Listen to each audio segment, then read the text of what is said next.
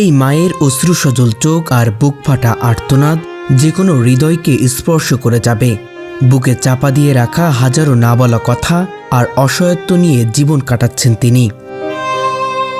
যেন তাকে দেখার কেউ নেই। ময়লা একটি শাড়ি যেন তার একমাত্র পোশাক। কেউ আমার আপন নাই, আল্লাহ সহেন আমার আপন। আল্লাহ ছাড়া কেউই আপন না বাবা। এই পৃথিবীতে আপন বলতে আছে 2 সন্তান, তবে তারা শারীরিক ও মানসিকভাবে প্রতিবন্ধী। স্বামীর কথা মনে পড়ে যে আমার স্বামী থাকলে ঘরে ছেলেপেলের এত কষ্ট দুঃখ হইল না, না খাও ঘরের ভিতরে শুয়ে থাকছি। আর আল্লাহ কইছি যে আল্লাহ তুমি আমাকে সাহায্য করো। বয়স 60 পেরিয়েছে। এই বয়সেও 2 সন্তানকে নিয়ে জীবনযুদ্ধে লড়াই করে যাচ্ছেন তিনি প্রতিনিয়ত। প্রতিদিন তার আয় মাত্র 70 থেকে 80 টাকা, যে টাকায় 1 কেজি চালও হয় না। বাবা মারা গেছে, তাদের পরিবারে চলার মতো সেরকমভাবে আর্থিক অবস্থা নেই। তার আম্মা যেভাবে মনোরঞ্জন কর্মটা করে, আপনি হয়তো দেখেছেন যে সুতার কাজ করে প্রায় 100 টাকাও ইনকাম হয় না। সেই টাকা দিয়ে তারা পরিবারটা চালাইতে খুব কষ্ট হয় এবং তাদের পরিবারে তেমন আয় করার মতো লোক নেই। আর এই আয় দিয়েই 2 সন্তান ও নিজের ভরণ পোষণ করতে হচ্ছে তাকে। একবেলা খেতে পারলে 2 বেলা আর খাওয়া হয় না। কখনো আগাছা বা বাগানের কচু শাক আর দোকান থেকে কিনে আনা সামান্য মসুর ডাল, এটাই যেন তাদের সবচেয়ে ভালো খাবার। জমি জিরা টাকা পয়সা সয় সম্পদ কিচ্ছুই নাই। দিন রোজগার করে দিন খাই, দিন হাজিরা করে দিন এনে দিন সুতা নিয়ে জমা দেই, আনি খাই। জীর্ণশীর্ণ একটি বাসস্থান, যেখানে নেই কোনো নিরাপত্তা। মাথার উপরে নেই পাকা ছাদ, আছে শুধু পলিথিনের সামান্য ছাউনি। একটু বৃষ্টি হলেই পানিতে ভেসে যায় ঘর, ঝড় এলে উড়ে যায় পলিথিন, রোদে থাকা যায় না। এভাবেই কোনো রকম বেঁচে আছেন তিনি। উড়ে যায়, পানি পড়ে, কষ্ট হয়, পানি পড়ে, পানি দিয়ে ভিজাই যায়, খেতা কাপড় সব কিছু দাবারে উড়াই নেয়। এর চাই মরা বললো। বৃদ্ধ বয়সেও সন্তানদের পোশাক ধোয়া থেকে শুরু করে পায়খানা পরিষ্কার সবকিছুই করতে হয় তাকে, কারণ 2 সন্তানই শারীরিক ও মানসিকভাবে প্রতিবন্ধী। এরা কোনো কাজই করতে পারে না, ধৈর্য নেই, ধৈর্য এনে বসায় কোনো জায়গায় মনে করেন যে নিয়ে হাঁটতে যাইতে পারে না। ওই নিয়ে মনে করেন যে এক জায়গায় বসা থুয়ে আইসি, সে জায়গায় আবার আমি নিজে যাই নিয়ে আইসি। আপন বলতে কেউ আমার নাই, এক আল্লাহ আপন আমার। এই বয়সে যখন তার ভালো থাকার কথা, তখনই জীবনের সবচেয়ে কঠিন সময় পার করতে হচ্ছে তাকে। তারা এই যে সারাদিনে 100 টাকা ইনকাম সোর্স হয় না, আর এই মা দুইটা ছেলে নিয়ে এইভাবে নড়াচড়া করতে পারে না। তাতে ধরে নিয়ে মানে পায়খানা প্রস্রাব ইত্যাদি গোসলের সময় ইয়েতে নিয়ে যেতে হয়, নিয়ে যায় তারা তাদের এইভাবে ভরণ পোষণ করতেছে। তার বাবা মারা যাওয়ার পরে সেই মানে এই অবস্থায় হয়েছে।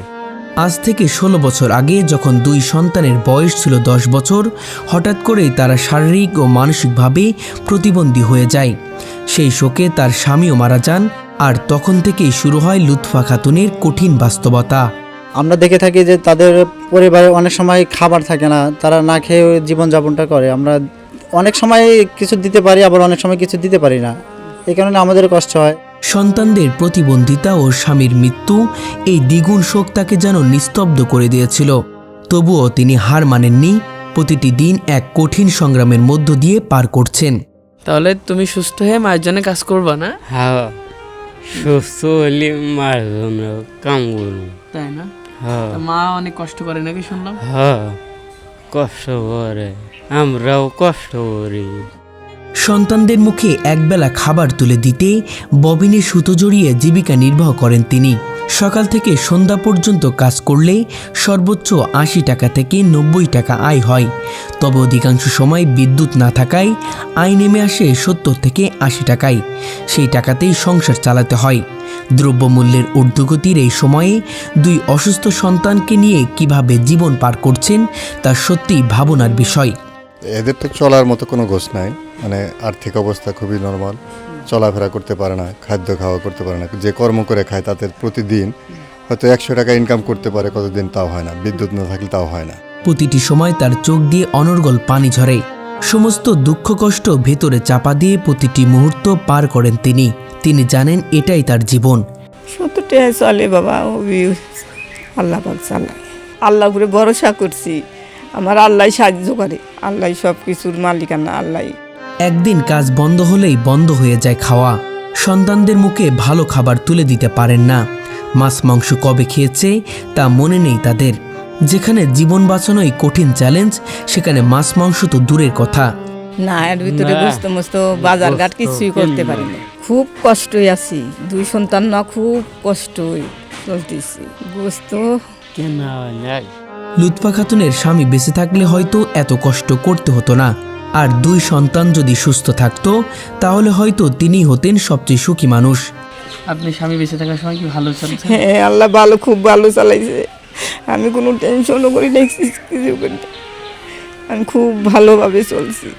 সন্তানদের মুখে ভালো খাবার তুলে দিতে খুব ইচ্ছা করে তার। ইচ্ছা থাকলেও সামর্থ্য নেই। এখন সবকিছু সৃষ্টিকর্তা অর্থাৎ আল্লাহর উপর ছেড়ে দিয়েছেন তিনি। আজ কিংবা আগামীকাল কি খাবেন তা তিনি জানেন না। আল্লাহ যা দেন তাতেই তার শুকরিয়া। আল্লাহর কাছে দোয়া করি যে আল্লাহ 10 মাস 10 বেটা আল্লাহ তুমি সুস্থ ভালো রাখো। তার হাতে হাতে আমার 2 সন্তানকে ভালো করে দিও। আমি এই চাই বাবা, আমি আর কিছুই। থাকার মতো কোনো ভালো ঘর নেই। সামান্য ভিটেমাটিতে কোনো রকম মাথা গোজার ঠাঁই হয়েছে। তবে শক্ত ঘর না থাকায় পলিথিনে মোড়ানো আশ্রয় থাকতে হয় তাকে, যেখানে নিরাপত্তা বলতে কিছুই নেই। না খাই শুয়ে থাকছি, আমার খাদ্য না হইলে একজন যা কই আমার ছেলে পেলে খাইব কি। 2 প্রতিবন্ধী সন্তানকে সামলানো তার জন্য কষ্ট হয়ে উঠেছে, কারণ বয়স বেড়েছে। সবচেয়ে অবাক করার বিষয়, এত কষ্ট করার পরেও তিনি কখনো ভিক্ষাবৃত্তির পথ বেছে নেননি।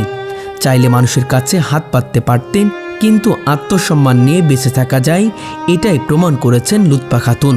অসুস্থই তো, মনে করেন যে সুতার কাম আর না নেওয়া নিয়ে জমা দেওয়া খুবই কষ্ট।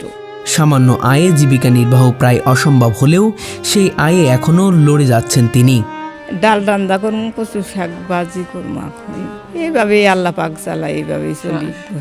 এলাকার মানুষও লুৎফা খাতুন ও তার 2 সন্তানের জন্য দুঃখ প্রকাশ করেন। তারাও চান এই পরিবারটি যেন একটু ভালোভাবে বাঁচতে পারে, মাথা গোজার নিরাপদ ঠাঁই পাক, অন্তত 3 বেলা খাবারের নিশ্চয়তা পাক। আমরা চাই দেশ এবং দেশের বাইরে থেকে কেউ যদি ভাইদের পাশে দাঁড়ায় তাহলে ভালো হয়। তাদের জন্য এখন একটা যদি কর্মের ব্যবস্থা হয়, যে হয়তো কর্মসংস্থান হয়ে হলো, তারা কর্ম করে খেতে পারলো। বলছিলাম সিরাজগঞ্জ জেলার বেলকুচি উপজেলার পৌর শহরের চালা পূর্বপাড়া গ্রামের বাসিন্দা লুৎফা খাতুন ও তার পরিবারের হৃদয় বিদারক গল্প। আমাদের সমাজের বিত্তবান ও হৃদয়বান মানুষের এগিয়ে আসা উচিত এই পরিবারের পাশে দাঁড়াতে, কারণ একজন মায়ের সংগ্রাম শুধু তার একার নয়, এটি আমাদের সমাজেরও। দর্শক, আজকে আপনাদের এমন এক হৃদয় বিদারক গল্প বলতে চলেছি, শুনলে আপনাদের নিজেদের চোখের পানি আর ধরে রাখতে পারবেন না।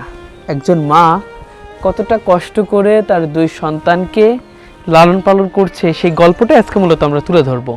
একজন মা গত 14 বছর আগে নিজের স্বামীকে হারিয়েছে। গত 10 বছর যাবৎ 2 সন্তান এভাবেই পঙ্গু হয়ে রয়েছে। আজকে সেই গল্পটা আপনাদের কাছে তুলে ধরব, জানতে চাইব তার মুখ থেকে এই হৃদয় বিদারক ঘটনা সম্পর্কে। দর্শক, চলুন তাদের মুখ থেকেই শুনে আসি। 2 সন্তান না, আমি সুতার কাজ করে খাই। মনে করেন যে 2 সন্ধ্যা খাই, মনে করেন যে না খাইতেও একদিন থাকি। এইরকম করে মনে করেন যে ছেলে পেলে নয়া জয়রা করে আমি থাকি। মনে করেন যে বাবা 12 বছরের কারণতে বাবা মারা গেছে, এখন 16 বছর চলে। এইভাবে সুতার কাজ করে দিন এইভাবে না মনে করেন যে দিন কাটাই। আল্লাহ কাটাই দিন মনে করেন যে 60 টাকা 80 টাকা এরকম হয়। এই টাকা দিয়ে চলে একটা সংসার? খুবই কষ্ট হয়। তাহে মারা গেছে 14 বছর চলে। এই 14 বছরের মধ্যে এইরকম কষ্ট করে এই খবর করে পোলাপান না চলি, এইভাবে ছেলে পেলে না রয়েছি। কেউ নাই আমার, এক আল্লাহ আপন, তাছাড়া কেউ আমার আপন নাই পিছনে। অনেক কষ্ট ভিতরে আল্লাহ পাক রাখছে। আমি এত কষ্ট করলাম না এই ছেলে পেলে নয়া, খুবই কষ্ট। অভিজ্ঞতা না গিয়ে বাবা পেটে খাওয়া দেয় না গিয়ে, অসুস্থ অপইরা থাকি, ঘুমই থাকে না টাইমের মতো। মনে করেন যে খাওয়া দায় করি না, যে আজকে আমার ভালো ছেলে পেলে এইসব পরিস্থিতি হয়ে রইল। দুঃখ কষ্ট করে আল্লাহ উপরে ভরসা করে চলতেছে, আমার আল্লাহ সুখ দিব। আমি কষ্ট করতেছি, আমার আল্লাহ সুখ দিব।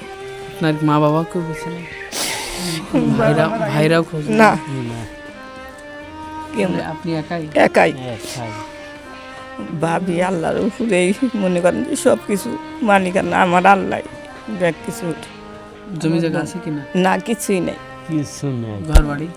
এই পরিমাণ এত কষ্ট, এত দুঃখ বেদনা কতই আর করা যায়। আপনারা যদি একটু সাহায্য যোগদা করলেন। এই কর্মসংস্থানের জন্য, তাদের খাদ্য খাওয়ার জন্য যদি সরকারি পর্যায়ে কোনো তাদের ব্যবস্থা একটা করে দেয় তাহলে উপকৃত হবে আর কি। হ্যাঁ, অবশ্যই আমরা কষ্ট পাই, তাদের চলাফেরা এরকম করতে পারে না, খাদ্য খাওয়া পায় না, আমাদের খুব খারাপ লাগে আর কি। আমরা যতটুকু পারি সাহায্য সহায়তা করি, কিন্তু বাদ বাকি তো আমরা পুরাটাই করতে পারি না। তো কিন্তু তাদের সাহায্য সহায়তা দরকার, এটা সরকারি পর্যায়ে করলে একটু ভালো হয় আর কি। না, তাদের একটু কর্মসংস্থান, একটু ব্যবসা বাণিজ্য সিস্টেম করে দিলে, একটা দোকান করে দিলে, তারা যেন মানে বসে থেকে চলাফেরা যেহেতু করতে পারে না, তারা বসে থেকে যেন একটু কর্ম করে খেতে পারে, এরকম একটা সংস্থা হলে কারে, কর্ম হলে কারে একটু ভালো হয় আর কি। থাকার কি জায়গা আছে? না, থাকার জায়গাও নেই, তাদের ঘরও নাই, ঘরে ভাঙ্গাচোরা মানে পলি টানায় তারা আছে উপস্থিত, মানে থাকার মতো ব্যবস্থা নাই।